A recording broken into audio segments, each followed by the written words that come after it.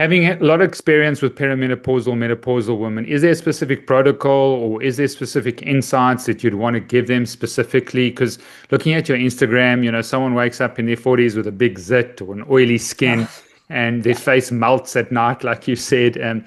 Is there sort of something that they need to know and do?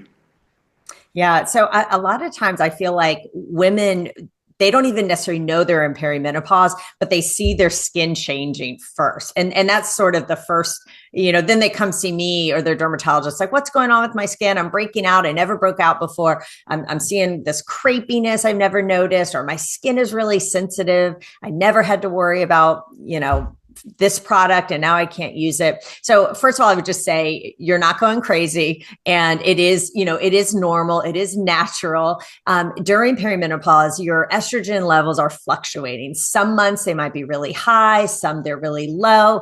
And while they're fluctuating, it's also making your relative testosterone levels seem either elevated or depressed. And so that's why we see things like acne, a lot of hair loss. Women are like, and this was me. I've always had thick hair. And all of a sudden I'm like, am I seeing more of my scalp than ever before? And it's all due to our hormones. They're so powerful. So this is a natural, normal part of aging. So I don't want people to think, like this is, anything abnormal, but there are things we can do to help it along and to maybe help some of the side effects that aren't so desirable. So things that we can do to help with the hair loss, to help with acne. And that might involve getting on hormone replacement therapy as well. Okay, brilliant. And to the male that's struggling with hormones or low testosterone, often, my male clients and patients, they've got a very dry skin, really, really, and they just say to me, I can't, it's just everything's so dry. Anything specific there?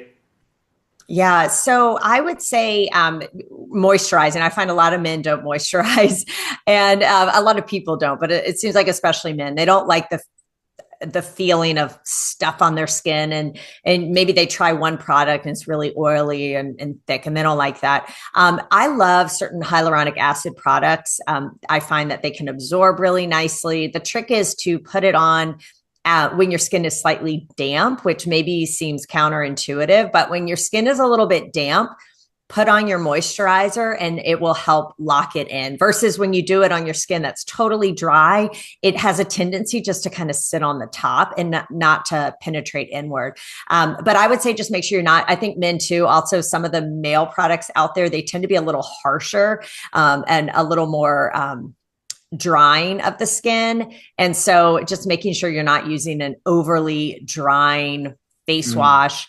Aftershave, that can be really drying for men, and stick to more moisturizing mm, products. Things with hyaluronic acid, ceramides, those mm. can be really nice.